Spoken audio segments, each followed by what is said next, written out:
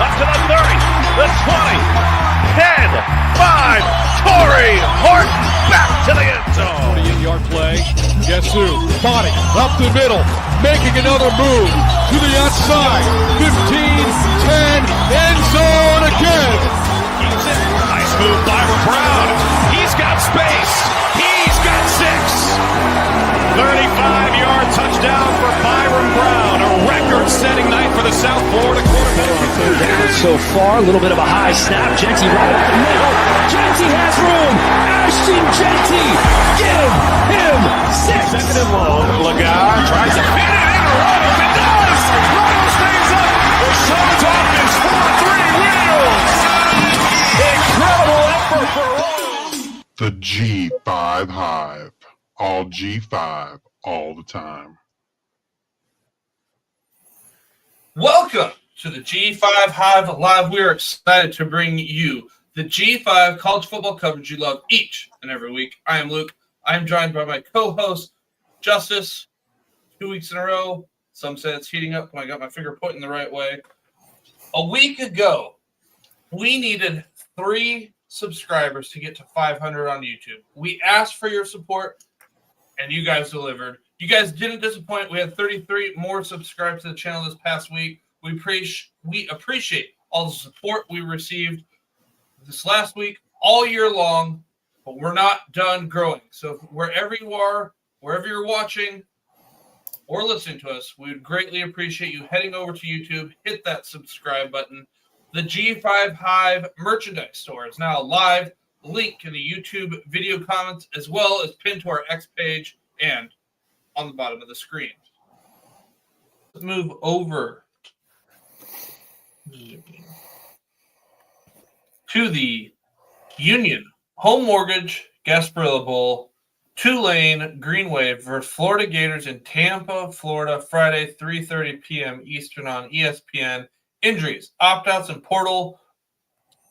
Tulane, no injuries. Opt-outs, transfers. Quarterback Darian Mensah, he's off to Duke. He will not play.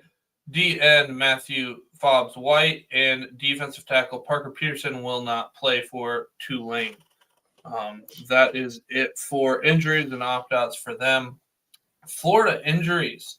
This should be the healthiest that they've been in a while, probably since around Halloween. DJ Lagway injured his hamstring against Georgia and has played without his mobility down the stretch, but he's going to be a little bit closer to 100%. Not exactly, but he will be closer. Otherwise, that's like the main injury there for Florida. Opt-outs and portal. Not sure yet if any portal guys are playing. Right guard George had entered the portal.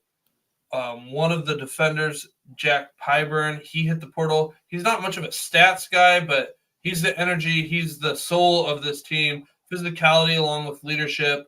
Doubts he's going to play. It will be kind of curious to see how Napier uses the game to highlight some seniors like Montrell Johnson, who came with him from the University of Louisiana, versus getting game experience for some younger guys who will have bigger roles next year. That's just something to kind of watch out for and what something that Florida could do. But that's all I got for injuries and opt-out portal news. Players to know. So, as Luke said, when Tulane has the ball, quarterback Darian Mensah is not going to play. He is off to Duke. But Ty Thompson is going to start. Ty Thompson is in the transfer portal, but he is going to start the game. That's what we've heard, so far.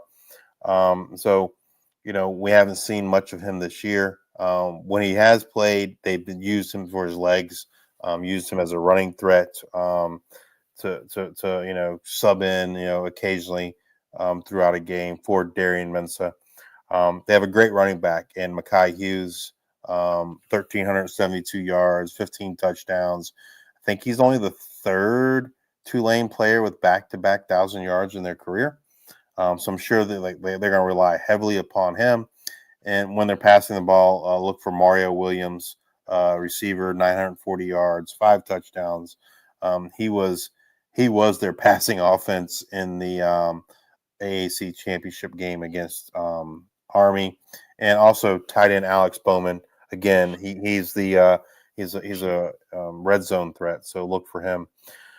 When Florida is on defense, they are led by their leading tackler, safety Traquise Bridges, and then the linebacker Shamar James. Shamar James was a 5-star. I think he's a sophomore, 5-star recruit, one of the top linebackers in the country as a recruit. As far as getting pressure on Ty Thompson, as Luke said, edge Jack Pyburn is in the transfer portal. Don't really expect him to play, but they got edge Tyreek Sapp and George Gums Jr. that will play. They'll be the ones looking to kind of corral Ty Thompson, if you will. And then the backfield, in addition to Bridges, they also got safety Bryce Thornton. When Florida has the ball, they're led by true freshman quarterback DJ Lagway. It's pretty electric. You haven't seen DJ Lagway play yet. You're in for a treat. Running the ball, like Luke said, they got Montrell Johnson, who followed Coach Napier over from Louisiana, and then another true freshman, Jaden Ball, looked really, really well down the stretch. This Florida team as a whole has looked really, really good down the stretch of the season. When they're passing the ball, look to wide receiver Elijah Badger and wide receiver Shamiri Dike. They're kind of the top targets in the passing game for the Gators. And then the Tulane Green Wave defense, led by linebacker Tyler Grubbs. He's the middle linebacker. He's the guy racking up the tackles as far as getting pressure on DJ Lagway, trying to contain DJ Lagway. The top defensive lineman is Patrick Jenkins, and then their top cover corner is Rayshawn Pleasant. I believe Florida is favored by 13.5 in this game, and I personally lean Florida. Tulane has not looked great at the end of the year. They did not look good against Memphis and lost. They did not look good in the AAC championship game against Army and lost. It kind of feels like two teams headed in opposite directions as the season came to a close, right?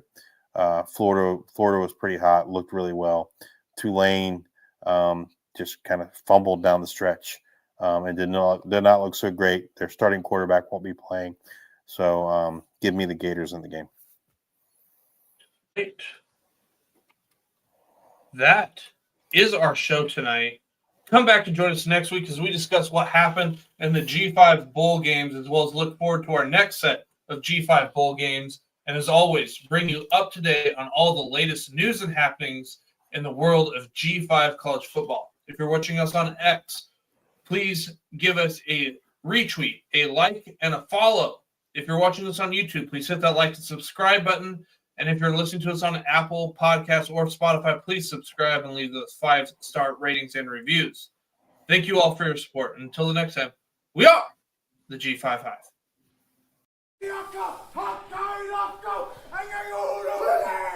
Hive.